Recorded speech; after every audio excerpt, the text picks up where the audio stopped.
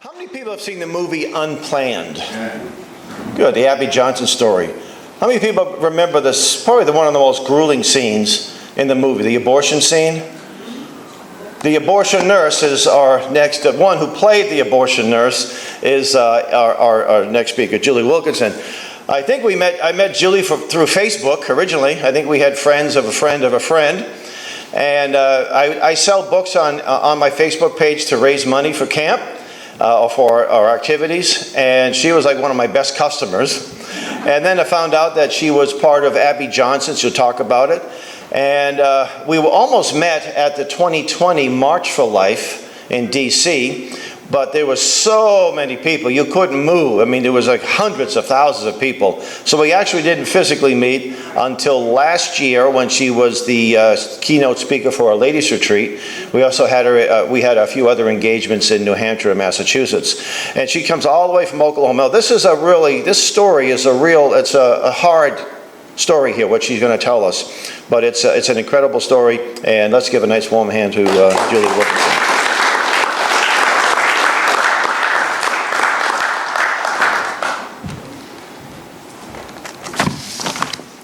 Thank you.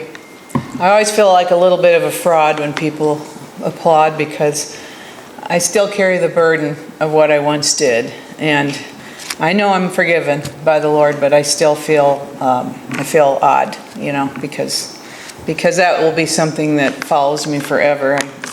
Being forgiven doesn't mean you forget something, at least not for me. Anyway, so I'm an RN. I grew up in Wisconsin. I know we have some Wisconsin people here. And my family was, I guess you'd call middle upper class. My dad was a physician at a very large group practice in the middle of Wisconsin. He was an eye doctor and very well respected. I had 3 younger brothers, and we all were very accustomed to there being pornography in the house. And I'm actually doing a little talk on that later. But I just thought everyone's dad did. I mean, we got used to seeing Playboys and, they weren't hidden. But I tell that part as to precede what creates somebody that goes to work in an abortion clinic. That's a question I ask myself. And I think anytime there's pornography, it is first and foremost going to reduce the sacredness of someone else's body. That's what it does. Something that should remain private is no longer private, and that takes away people's respect of that. And so if my sin is my sin, but growing up in that culture of seeing those kinds of things, I believe, set me up to more easily go into that position that I worked in. So I saw these things, and anytime people are going overboard with their sexual behavior, there's oftentimes going to be an unwanted pregnancy. And then there needs to be some kind of solution, right? And my parents, Planned Parenthood was just really getting their start. And even in our little town, there was a Planned Parenthood that didn't do abortions, but I don't know what it did. I never visited it. Maybe they gave birth control. But they donated, my folks donated to that. So I knew of Planned Parenthood. And anyway, so I grew up, went to nursing school in Madison, Wisconsin, and they had, of course, Planned Parenthoods there. And as time went on, I spent my career doing first couple years doing traveling nurse here and there, wound up in Florida, thought I was in love with a guy, bad breakup, and I wanted a fresh start.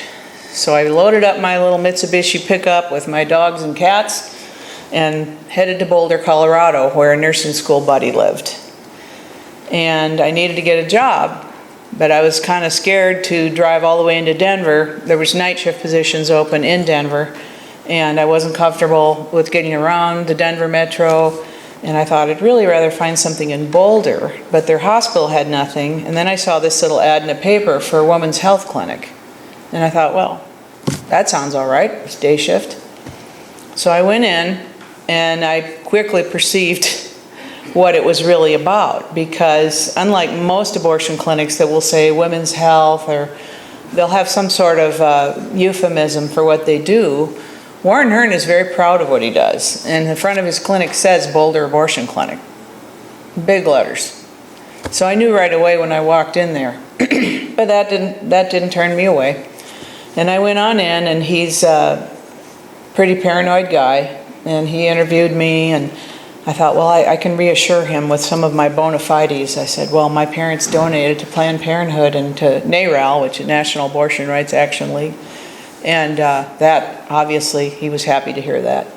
And he was happy to give me a chance. And so I trained. It wasn't, as abortion clinics go, even though lots of people get killed in them, his was pretty well run in terms of procedures and cleanliness.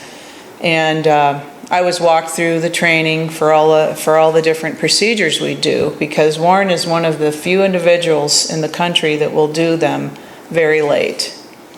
Most abortion clinics, the vast majority, will do first trimester, which is generally considered to 12 weeks. Warren does them, at the time I was there, and this was in the 80s, he was doing them to what the state law was, which was 24 weeks. That was his max he could do and be legal. So I was first trained on doing the first trimesters.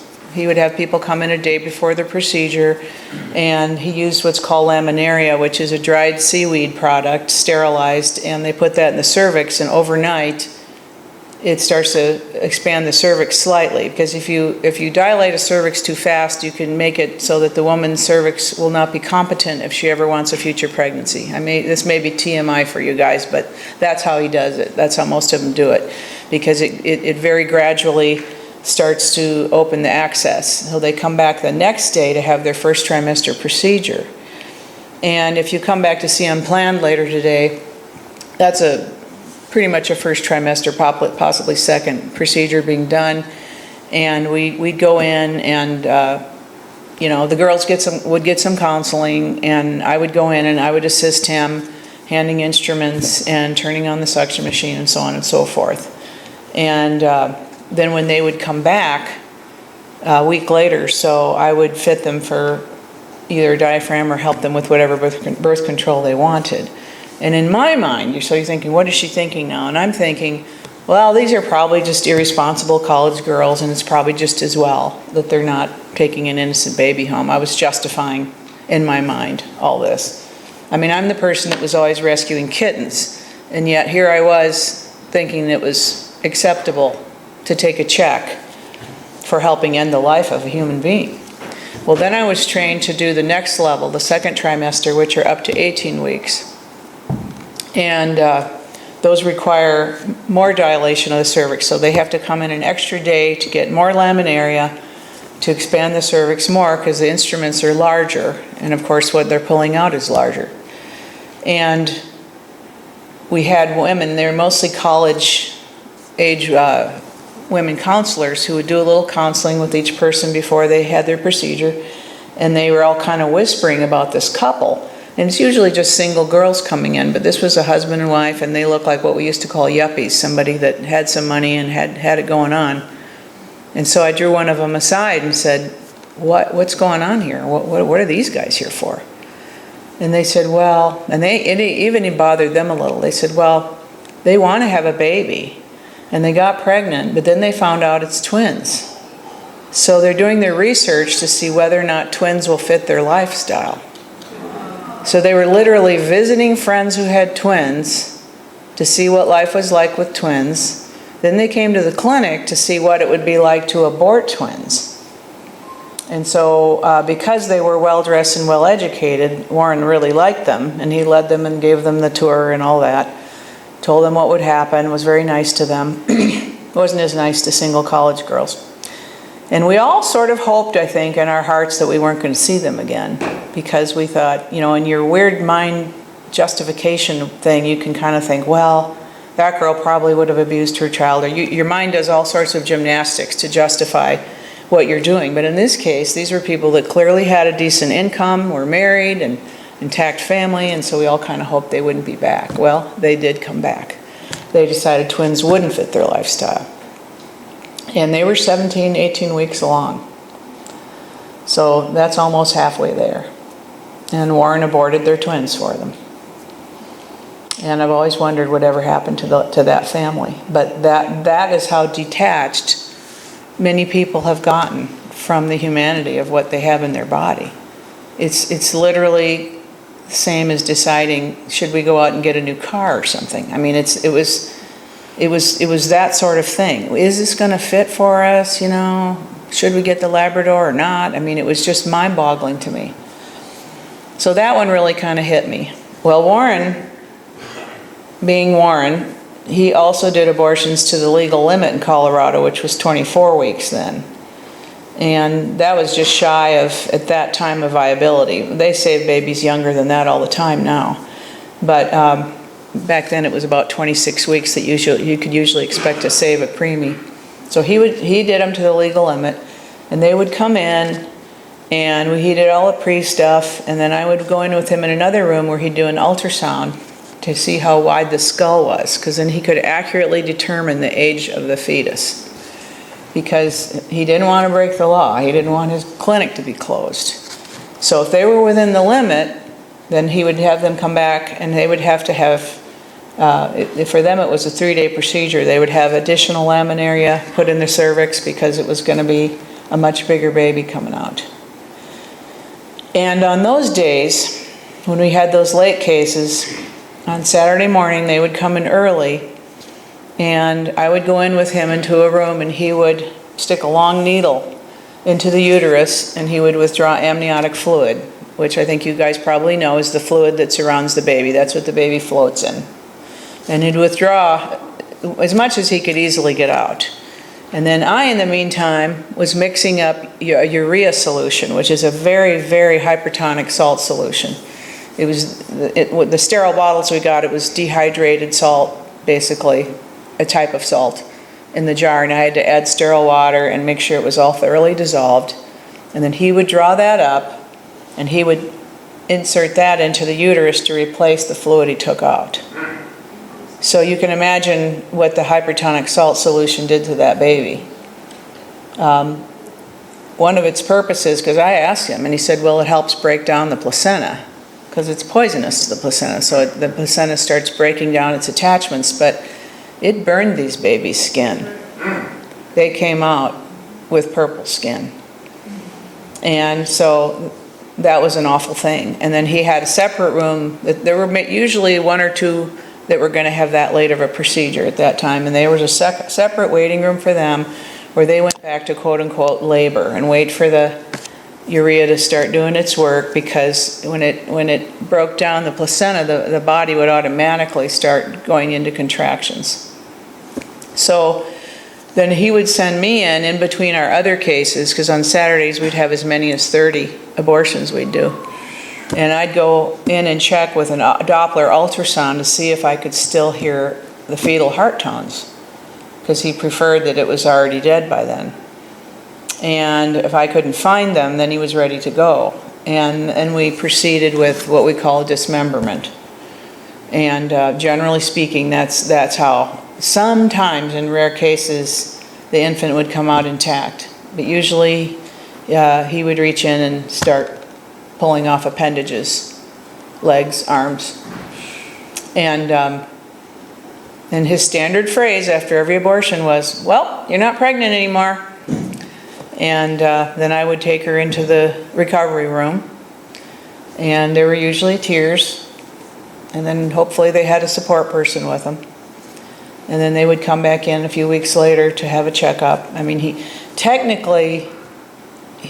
did things pretty safely. I mean, it was never safe for the baby, but it wasn't a dirty facility like Gosnell was.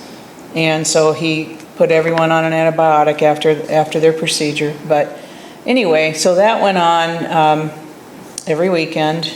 People came from other states, and they still do, because most abortionists don't want to do them past like 12 weeks, like I said. So the ones that will do them late are rare.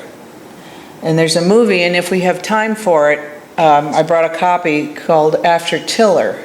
And I don't know if anyone remembers who George Tiller was, but there were only at one time 4 doctors nationwide that were doing them that late. And they all knew each other, and they were all best buds. George Tiller was one, and this has probably been 10, 15 years ago, that somebody who was angry at what he was doing waited for him outside of his church, and when he went to church. And as he entered his church foyer, the guy shot him and killed him. And of course, that was huge waves of sympathy for, Tiller. And so PBS made this movie that I found out about a couple years ago called After Tiller. And it does this pretty much a friendly interview with all these late-term abortionists and how they felt about the fact that one of their own had been attacked. And it's worth watching, because I'm always a believer, the old saying, know your enemy. And it's good to know what these people are actually thinking and what they talk about. And it's, like I said, it's friendly to what they do. So there's nothing graphic in After Tiller, but they all talk about their job. But they have, in Europe, the limit is 15 weeks. So women actually are willing to pay the thousands of dollars to come to this country to end their baby's life, instead of carrying it to term and giving it for adoption. It's amazing. And they charge. The prices have gone up so much. What I'm hearing, I think when we were doing lates, when I was there, it was something in the neighborhood of $6,000 or $7,000, but it's up to $20,000 now to have this done. So these people are that determined to end their life of their baby. So anyway, I worked there about 2.5 years, and everyone I worked with, besides him, he was kind of a prickly, not very warm person, but everybody else, all the other staff were women. We all got along good. We were like our own little support group. But there was a part where I was just tired of doing it. I wish I could say I had a huge revelation, but I just decided I didn't want to do that anymore. So I went to look for a job. I'd been in the area long enough, I felt comfortable driving to Denver. And to show you God's sense of humor, the job that was open for me at University of Colorado Hospital was being part of the float pool that does perinatal, which means any day you'd come to work, you'd go to one of 4 places. You'd either work in postpartum with women who've had a baby, you'd work in the level 1 nursery, which is normal newborns, level 2, slightly sick, and level 3, which is preemies. So here I was, working with some babies the same size that I had helped eliminate. But it actually was very healing to see these little faces. I just absolutely fell in love with these babies. And so I sort of think that God felt like I needed to really see the faces. And so I really did love that job. I really liked it. And life went on, and I ended up joining the Air Guard in Wyoming, meeting my husband there, so I didn't stay down there at University of Colorado, but I told very few people of what I had done, because I did feel bad about it. And people knew me as the person rescuing animals and trying to fix things, and I couldn't bear for them to know that I used to take a check to kill babies.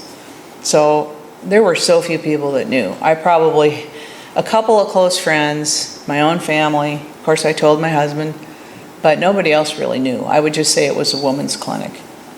And another little knife to the gut once was when I was still there, and the guy I was dating then, his mom had cancer, and I offered to take her to her treatment. And she said, well, where are you working? And I said, well, I work in a place with mothers and babies. And she said, oh, that must be so fun.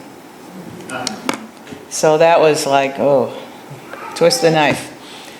But anyway, so my life was going on, and my husband knew what I had done, but I was very, very fearful of talking about it to anybody, because I was just really ashamed about it. And we started having our own children. We had 3 daughters. I hadn't told any of them. And by then we moved down to Oklahoma. And the internet, for you young people, there was a time when there were things called bulletin boards.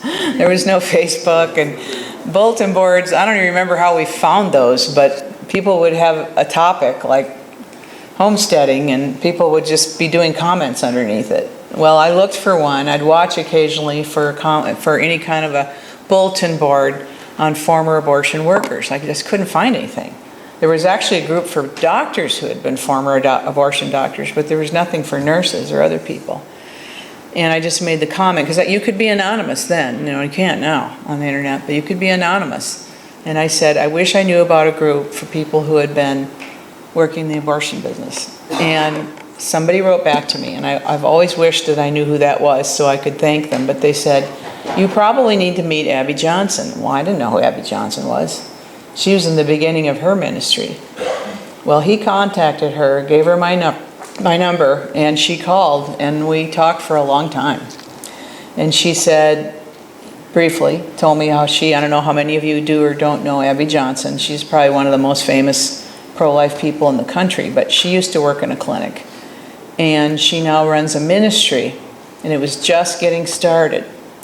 A ministry to try to help pull people, workers, out of clinics. There's lots of ministries to help the moms, but she wanted there to be a ministry to give people working in a clinic an alternative, because the vast majority of them are not registered nurses who can find another job at the drop of a hat. Many of them are uneducated people who get OJT, on-the-job training, about how to assist in the abortion. That's how most of them are.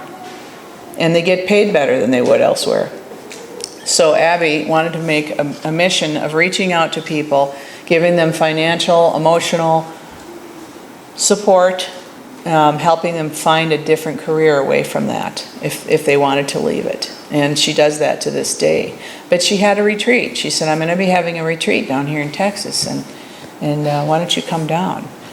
And I was extremely nervous. I made up a story to tell my kids. Didn't want them to know where I was going. I was still very afraid for them to know. And when I got off the bus down there, who was greeting us at the door but Father Frank Pavone?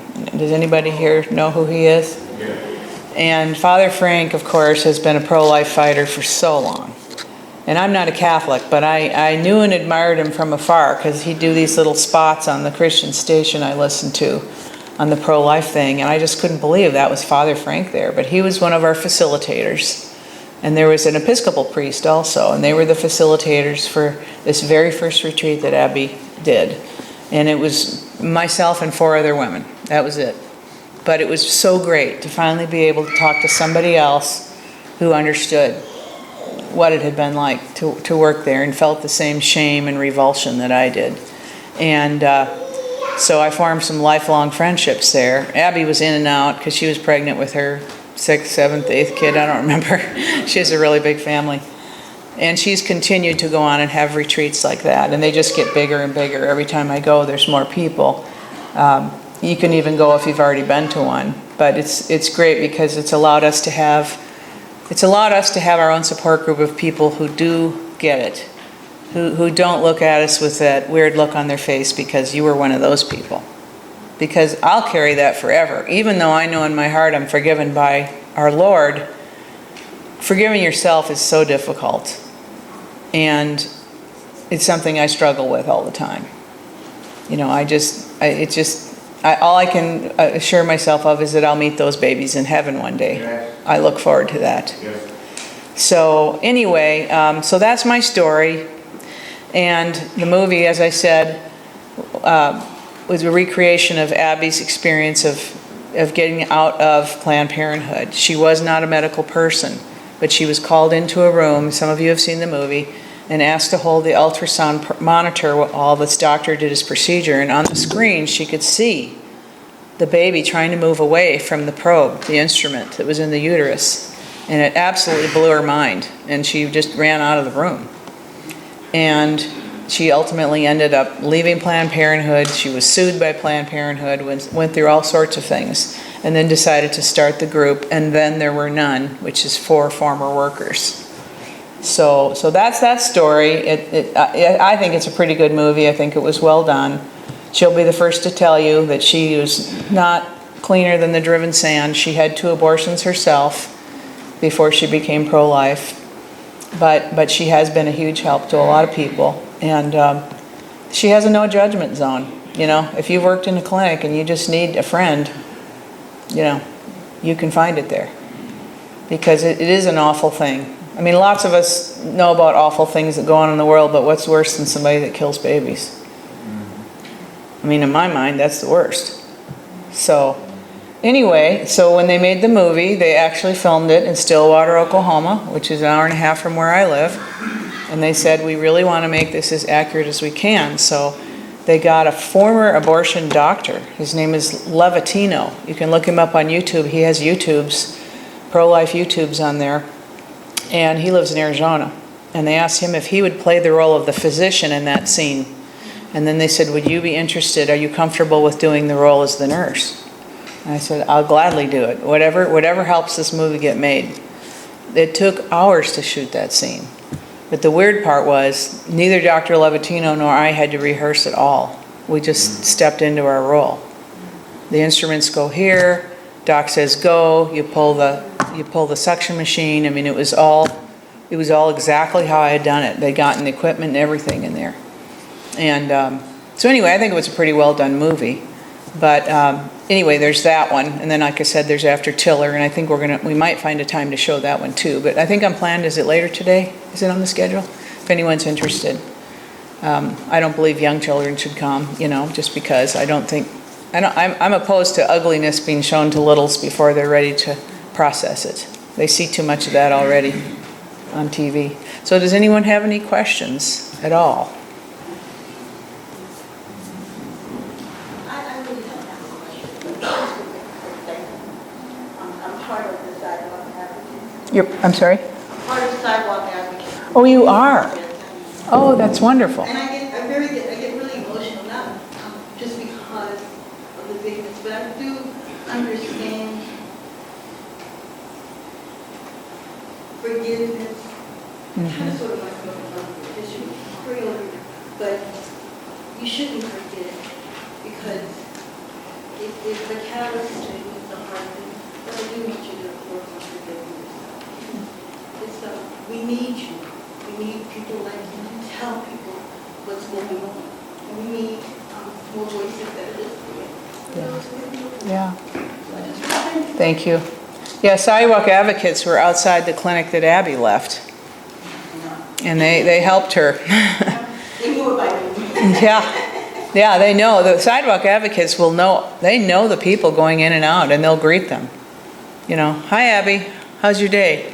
They're never mean, or they're literally presenting some love outside. So if that person feels moved, now we had nothing like that was happening in the 80s in the Boulder Abortion Clinic. Of course, Warren would have ran him off, I'm sure. He was extremely paranoid. Somebody had taken a shot at one of his windows sometime before I was there, and it was a tiny little pellet. It looked like it was from a BB gun or something, but he was really wigged out, and he was telling us someone might write down our license plates, and he was telling us all this stuff to be afraid of, and nothing ever happened. But yeah, Sidewalk Advocates for Life is a great way to get involved if you ever want to. If you have an abortion clinic anywhere near you. Thankfully in Oklahoma, we have no more abortion clinics. Hallelujah. That's very good news, but we have another battle on our own horizon, all of ours, and that's all the chemical abortions now. That people can go into Walmart and buy something, not even knowing how far along they are. It's just incredible to me that was legalized, because there can be very serious side effects, let alone the fact somebody's going to die. But what we need to do is improve the sanctity of life stance in our country. Apologize for not being a young person, but I see various statistics on what women have gone through this, what their reaction is, what their feelings about are.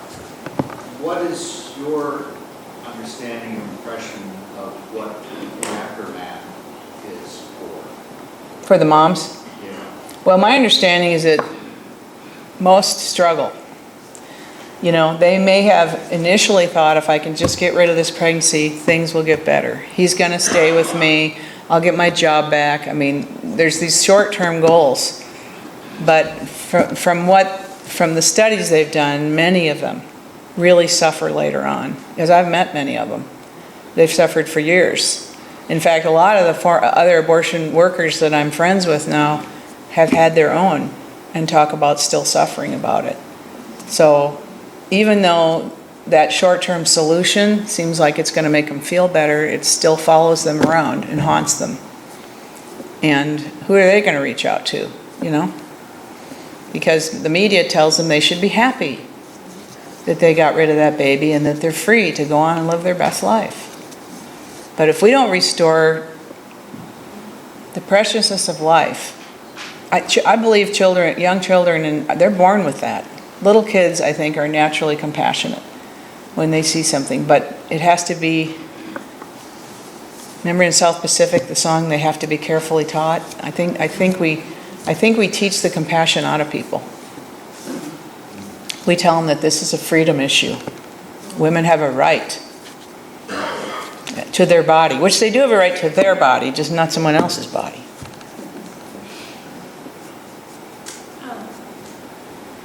I wanted to say that we all know the movie Unplanned, and it was very true to life for a sidewalk counselor. I did sidewalk counseling when I was in my early 20s.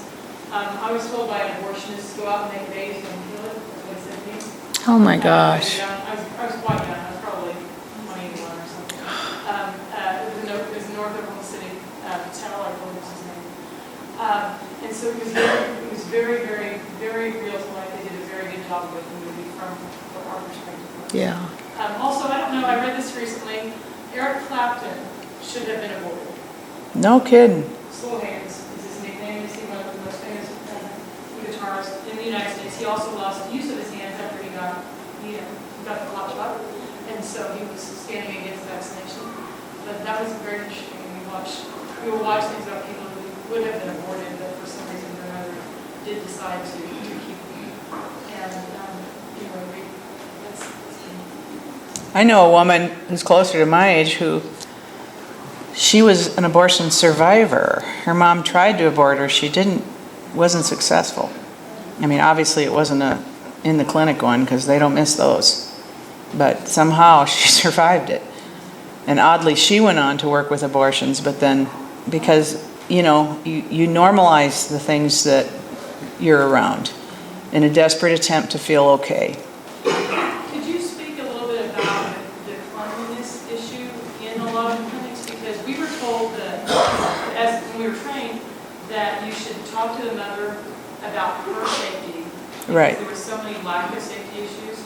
And again, now Oklahoma doesn't have abortion, but when I was doing it, we did. Mhm. So, the abortionist in Norman, Oklahoma, which is a college campus that we use there, he went to church also.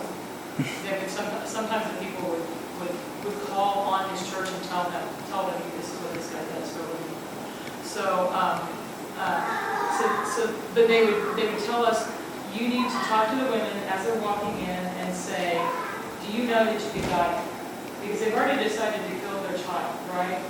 But if they know that the unregulated clinics could kill them, and some of the people I never saw had watched, bloody women getting into ambulances and being driven off.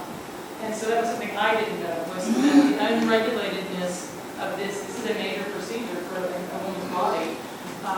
It was very dangerous for me.